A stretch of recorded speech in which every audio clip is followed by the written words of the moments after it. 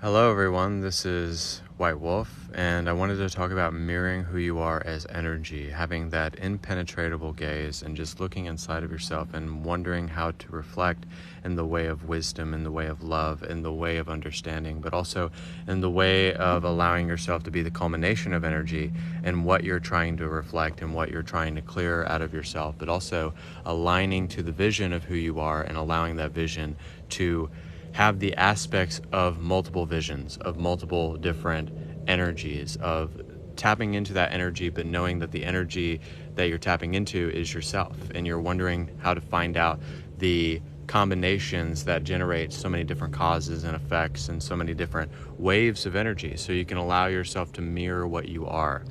Mirroring what you are is knowing that you're the mirror itself and that you're the illusion of the divine expression of God source energy. So if you realize that you are that divine expression, then that means that your attitude and your vibration always is seemingly changing and always progressing where it needs to be, but also where it needs to be in front and having insight and being able to be at the forefront of your mind so that you have a sense of thinking and perception and perspective, and you allow yourself in every single moment to mirror who you are. Mirror who you are as an expression, but mirroring who you are as energy. When you allow yourself to mirror that back into everything that you do, everything has no other choice but to move in the current, in the direction that you're moving towards. So you're trying to see yourself as something that you've never seen before.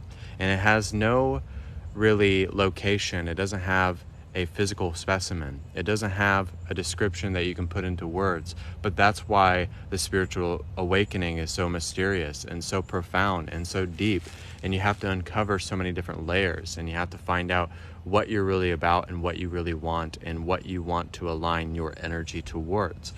As you are mirroring that back into everything that you do, understanding that the mirror always changes. The mirror always changes its shape, its size, its non-physical aspect. So mirroring who you are is really understanding, like, I'm mirroring back the wealth and the abundance and the love inside of myself, and I want to reflect that back to others, and I want to demonstrate that to others, because you have to be the example of what you're trying to promote or what you're trying to bring forth or what you're trying to align to. So every time that you bring that into the awareness, it has no other choice but to look at itself and look at what needs to be cleared and what needs to be cleaned out, and how we're aligning to truth and not toxicity. So when we allow ourselves to see, like, okay, I am the mirror that's reflecting back to me. I am consciousness, I am energy. So if I am energy, then that does not mean that I am an illusion that I do not prefer.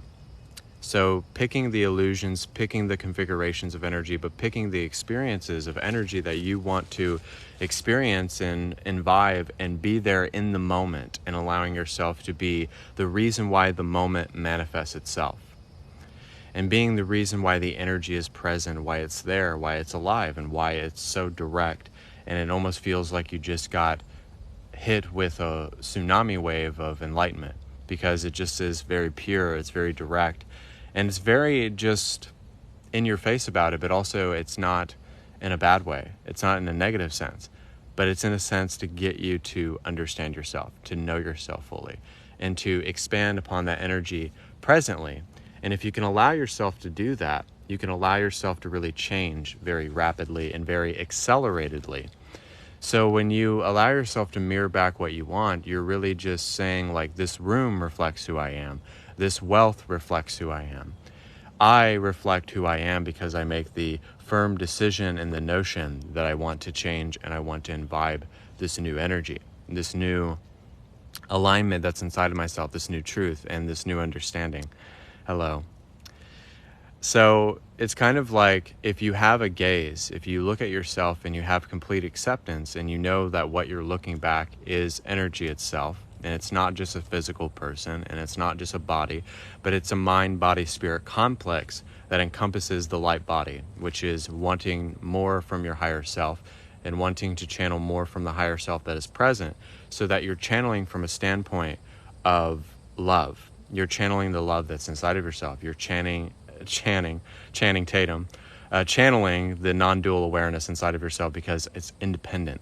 It doesn't have to come from another state. It doesn't have to come from another thought form or another experience, but it's non-dual because it's independent and it knows itself fully and exponentially. So mirroring back what you really want is mirroring back everything that you want to manifest, everything that you want to generate, everything that you want to channel, everything that's inside of yourself presently.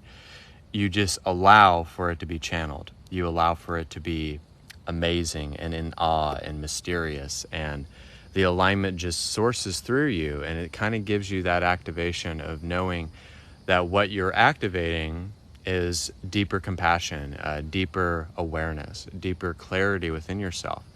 And the very fact that you're able to listen and tune in and be there in the present moment, and you just have a fine tuning of where the direction needs to go, but also where the message lies, and also not giving in to the lies that we're just sold every single day, but we align ourselves to absolute truth, because we know that it's the truth that sets us free, and we know that's the truth that gives us the free will.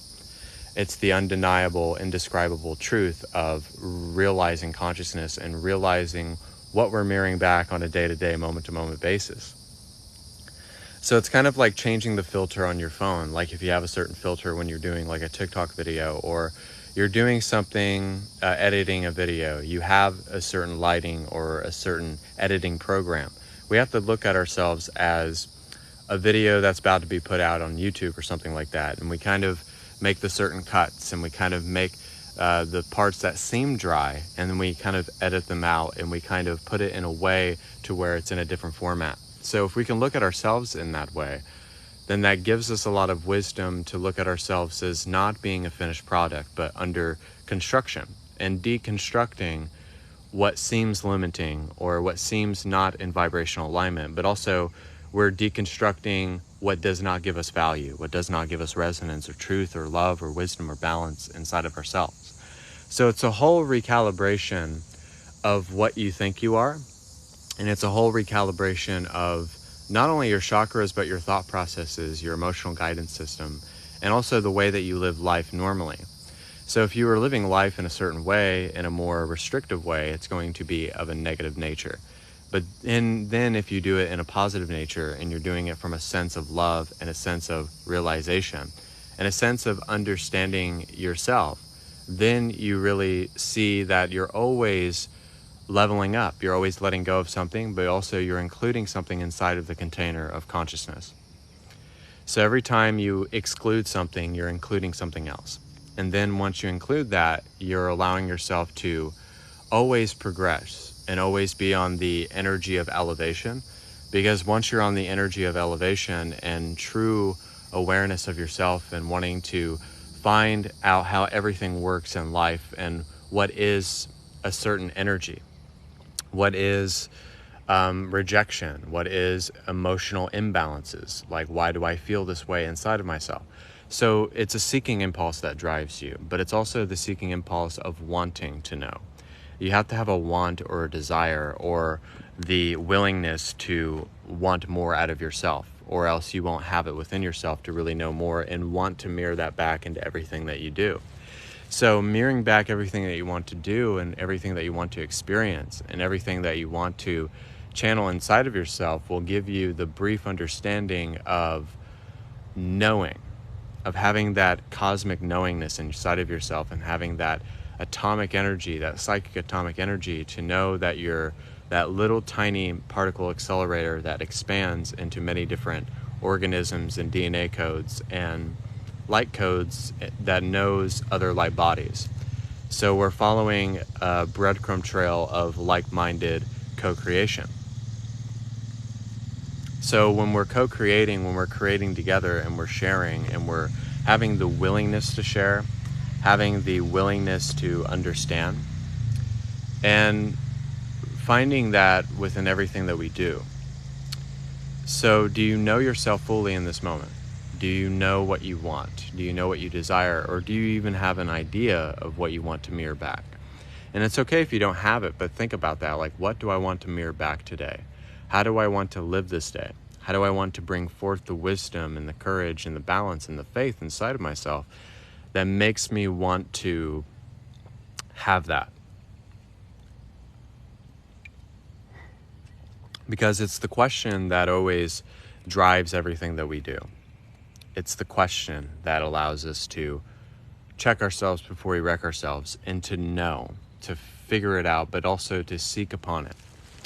So when you're seeking, and when you're in a mode of really wanting to figure this out, or wanting to work out this other type of meditation or mudras or psychic abilities, you're really just allowing yourself to see, like, where do I need to place myself?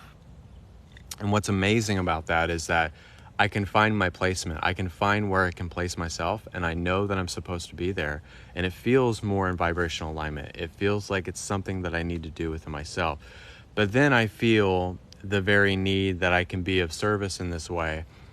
But also I can mirror back with the intention of wanting to unify a lot of other people, but also the entire universe. Also just wanting to bring forth a loving balance of masculine and feminine energy.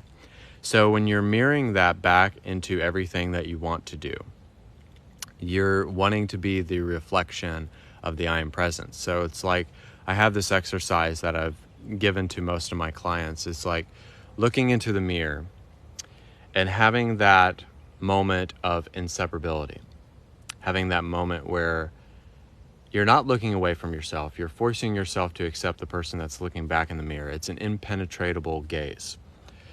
It's a loving gaze that not only that you can give others, but also you can give yourself that. And it's kind of looking at yourself and looking at your features and how it changes while you're looking at yourself.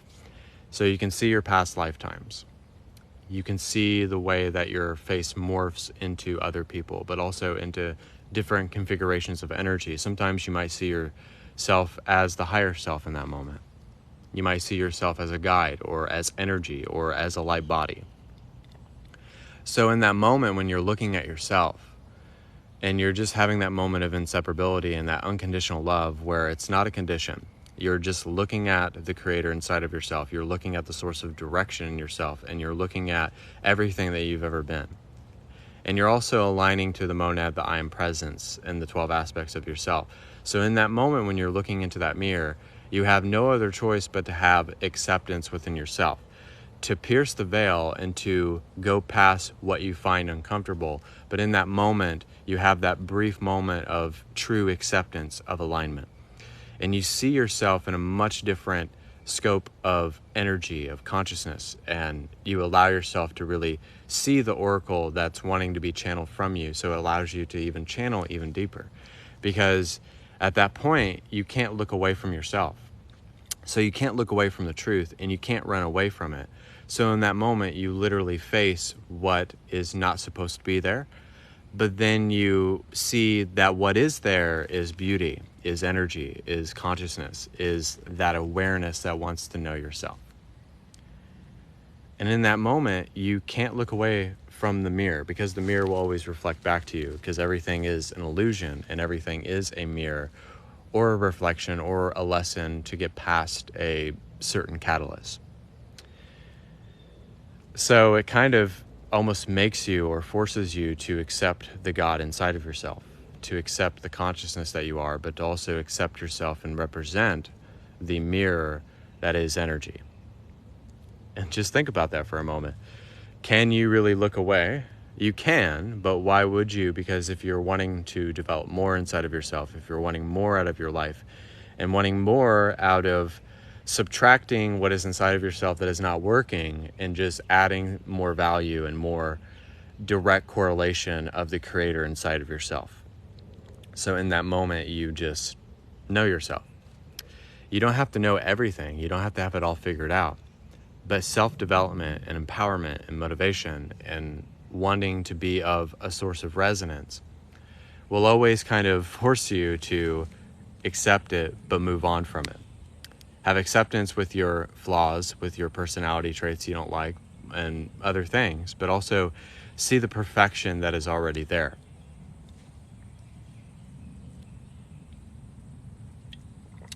Because God is not judgmental. You know, our higher selves aren't judgmental, and our higher selves don't play